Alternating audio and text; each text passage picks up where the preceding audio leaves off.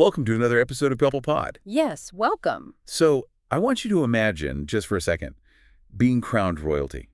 Like, you have literally invented an entirely new genre of music. You are selling millions of records, you're defining the sound of an entire generation, and everywhere you go, people are just revering you as an icon. Right. The absolute peak of success. Exactly. But behind closed doors, the reality is entirely different.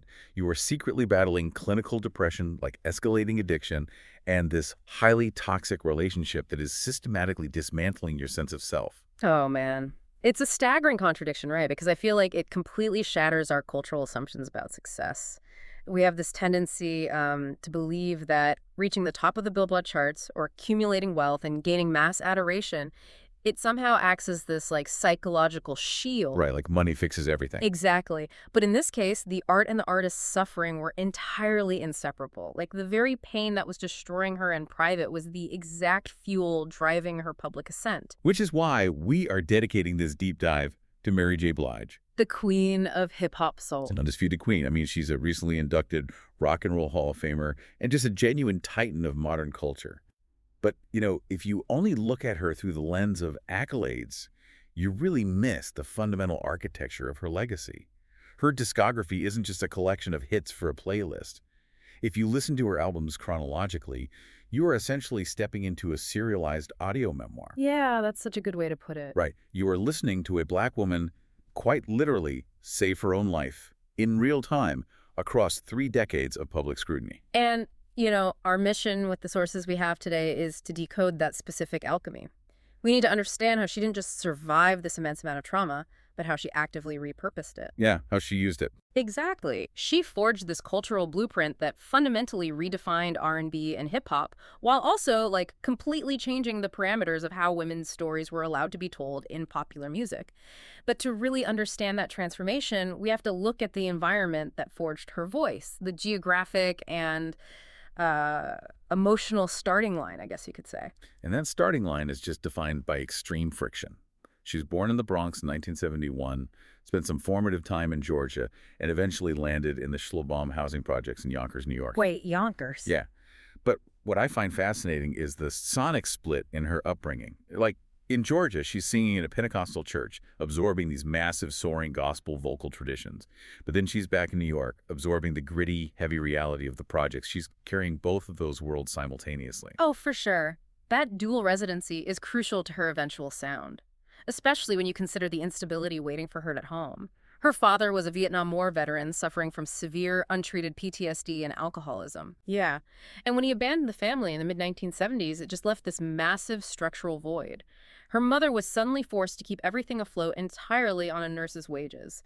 So Mary's baseline normal is this environment defined by intense financial anxiety and profound paternal absence. And the psychological weight of that alone is immense. But the sources detail a childhood that was harrowing on a much deeper level. At just 5 years old, she was sexually abused by a family friend. It's just devastating. It really is. And as she entered her teenage years, she endured relentless sexual harassment from her peers. And, you don't just walk away from that kind of compounded trauma, you build defenses. She later reflected that these horrific experiences essentially forced her to construct a thick skin just to navigate her neighborhood. Which ironically became the exact armor she needed to survive the music industry later on. Exactly, an industry notorious for exploiting young women. Right.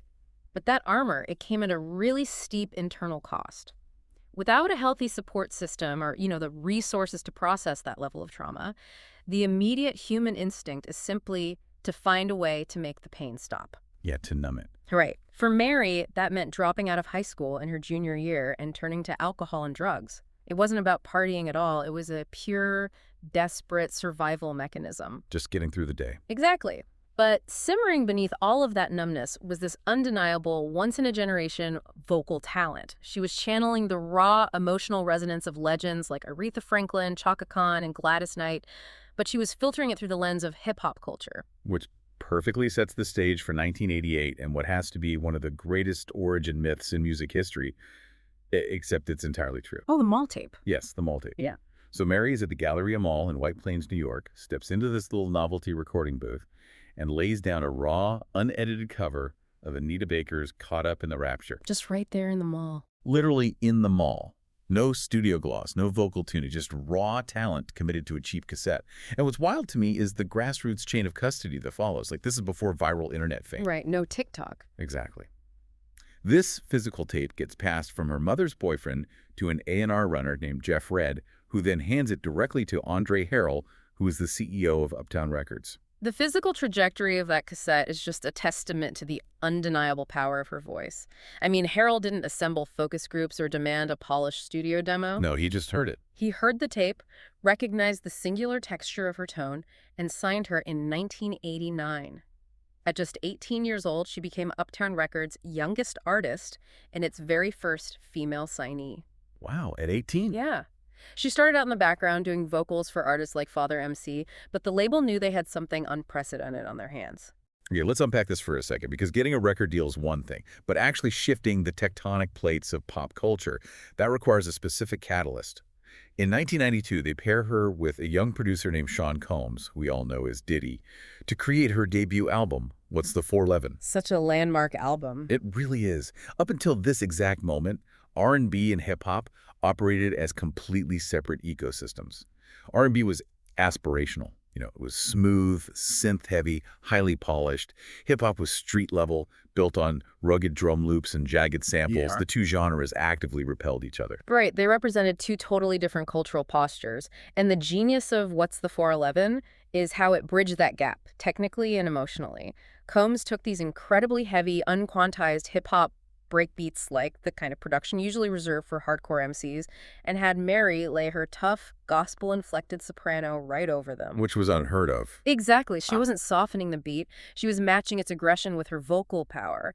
That mechanical fusion birthed the entire hip-hop soul movement. I always think of her voice as the ultimate emulsifier. If you mix oil and water, like the grit of the streets and the soaring melody of the church, they naturally want to separate. Mary was the only artist authentic enough to hold those two sounds together without it feeling like a gimmick. Oh, totally.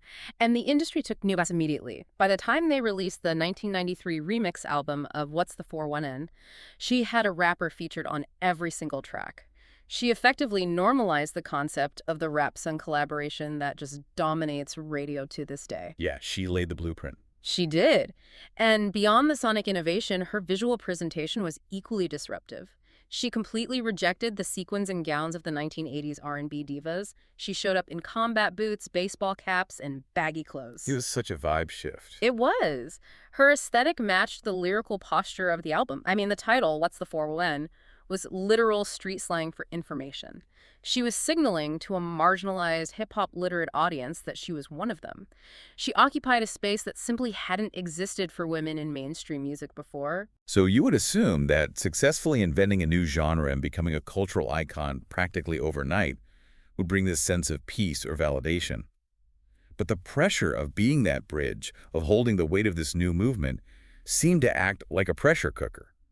Which brings us to her 1994 sophomore album, My Life. Right. The album widely considered her absolute masterpiece and simultaneously the darkest period of her entire life. Wait, if she just had this massive breakthrough debut, why was she in such a dark place for the follow-up? Like, the cognitive dissonance here is staggering.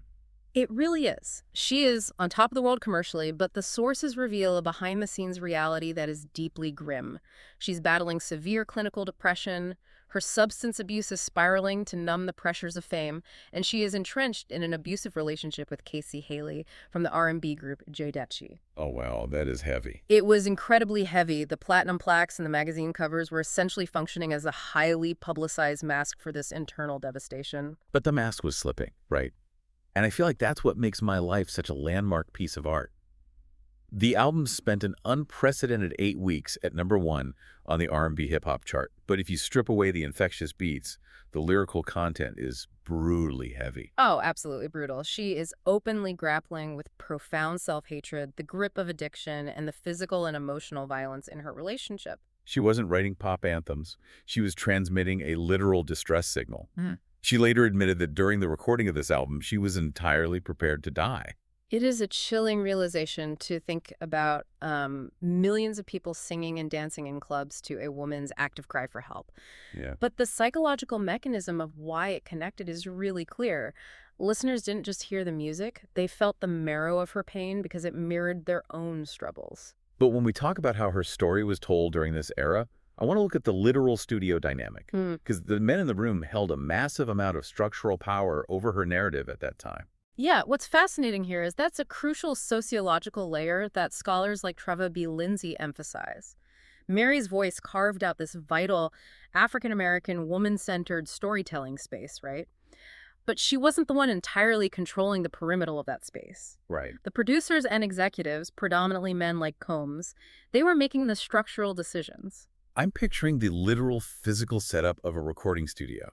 Like, she is the undeniable talent isolated behind the glass in the vocal booth, bearing her soul. But the men are sitting at the mixing board. They are turning the dials, selecting which takes to keep, and literally recording the spoken word intros that frame her for the audience. Listeners were constantly being introduced to Mary through the validating gaze of male MCs and producers. Exactly. That structural imbalance meant her vulnerability was often being curated by men who benefited financially from her tough girl persona.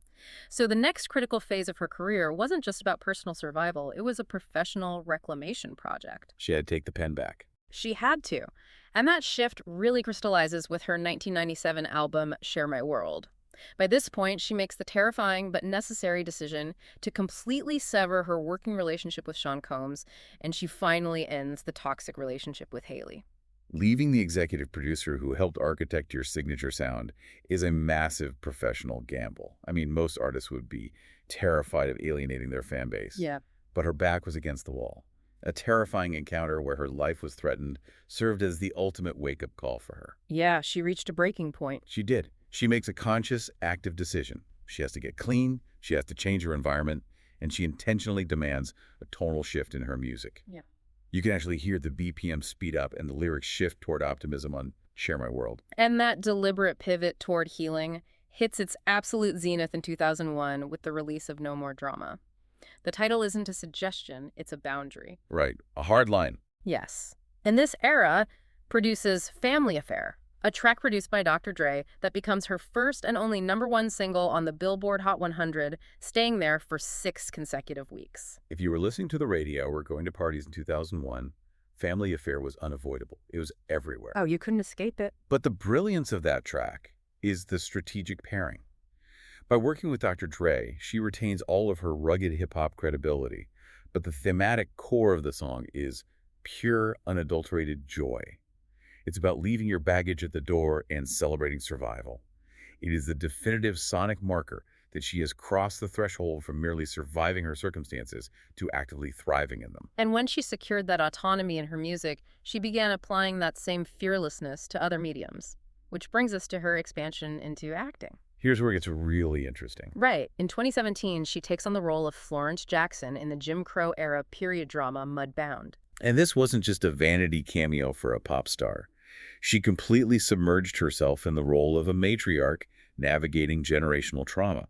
She was channeling her own understanding of pain, but transposing it into this incredibly nuanced historical performance. It earned her an Academy Award nomination for Best Supporting Actress. Which is incredible on its own. But because she is married to Blige, she also co-wrote the film's original song, Mighty River, which earned a Best Original Song nomination. Making her the first person in the history of the Academy to be nominated for acting and original songwriting in the exact same year. Just historic. Yeah, it's a historic milestone that proves her emotional intelligence translates across any artistic medium. However, that deep sensitivity, the same vulnerability that makes her an incredible actor and songwriter, also means she feels public scrutiny really intensely. Which perfectly frames the absolute whiplash of the 2012 Burger King commercial incident. If you recall the internet landscape at that time, this leaked, unfinished preview of a commercial surfaced featuring Mary singing about chicken wraps. And the internet backlash wasn't just swift, it was brutal. It was so harsh. And the community response was rooted in a deep sensitivity to racial stereotyping. Seeing a highly respected Black cultural icon associated with fried chicken in a fast food jingle felt deeply offensive to many critics. Right. It felt like a regression, a tone-deaf misstep by the brand that unfortunately caught Mary right in the crossfire. The ad was quickly pulled, but the cultural damage was instantaneous. What stands out to me isn't the controversy itself, but the mechanics of her response. Standard celebrity protocol in a crisis like that is to deploy a sterile PR statement, deflect blame, and vanish until it blows over. Mary didn't do that. No, she didn't hide. She stepped directly into the fire. She explained that she hadn't approved the unfinished edit, but she didn't stop at defending her contract. She openly admitted how deeply the mockery hurt her, stating it exposed everyone and everything in her life. She basically let the public see her bleed over it. Which completely shatters the illusion that massive fame makes you bulletproof. She essentially told her audience, I am still the girl from Yonkers, and your rejection deeply wounds me. That refusal to hide behind a PR shield is a hallmark of her entire career. And, we saw it play out again in a completely different context during her 2025 For My Fans tour. Yes, the viral meme moment. Exactly. A clip of her on stage looking incredibly disinterested starts circulating online. People are laughing, analyzing her posture, turning her exhaustion into, internet content. Again, her management easily could have spun a narrative. They could have claimed she had the vocal node or that it was an avant-garde artistic choice. Right, some excuse. But instead, she sits down for an interview and bluntly says, I was exhausted. I was over everything. I was just tired. That candor is almost completely absent in modern pop culture. By admitting she was simply exhausted, she stripped away the superhuman expectations placed on legacy artists. It's the exact same authenticity she delivered on My Life in 1994, just updated for the physical realities of navigating a massive tour in her 50s. She just refuses to perform perfection. It is the ultimate boundary setting. She spent the first half of her life acting as a sponge for everyone else's pain, so it logically follows that she would construct highly rigid personal boundaries for her second act. Look at her personal life today. She has maintained her sobriety for years. Yep. She navigated a highly publicized and difficult divorce from her former manager and husband, Candor Isaacs, in 2018. And she speaks openly about her conscious choice not to have children, citing the immense value she places on her hard-won peace and freedom. Those decisions represent the absolute zenith of the autonomy she spent decades fighting for. She isn't allowing producers to dictate her sonic direction, she isn't allowing romantic partners to siphon her self-worth, and she refuses to let societal expectations dictate what her family structure should look like. She is the sole author of her reality. So what does this all mean? When we pull all the way back and look at the totality of these sources, from the Schlobohm projects to the Mall tape to the Oscar stage, what is the actual mechanical legacy of Mary J. Blige? I think her legacy is that she weaponized her vulnerability to change the cultural landscape. In a music industry that historically marginalized women or flattened them into highly specific, polished tropes, Mary refuted the stereotypes of Black female hypersexuality. And she didn't do it by preaching, she did it by just existing authentically. Yeah. She implored her listeners to seek autonomy and self-love. She proved definitively that you don't have to erase your scars to build an empire. In fact, if you are brave enough to show them, those scars become the exact bridge that connects you to millions of people. She gave an entire generation the structural permission to be flawed, to be in active recovery, and to demand absolute respect regardless. It really makes me think about how her cultural capital is utilized today. Like when political campaigns look for anthems of resilience, like the 2020 vice presidential campaign using her track Work That as a walkout song, they aren't just selecting a song with a good tempo. No, it's totally strategic. Exactly. They are strategically invoking her legacy. By playing Mary J. Blige, you are communicating to the audience that you understand the mechanics of survival. You are aligning yourself with an artist who represents the ultimate triumph over adversity without ever compromising her truth. It's a profound testament to her impact. She didn't just soundtrack a generation's pain, she provided the literal instruction manual for how to survive it. A manual we are still reading today. Thanks for listening to People L Pod. Keep tuning in for more stories worth knowing.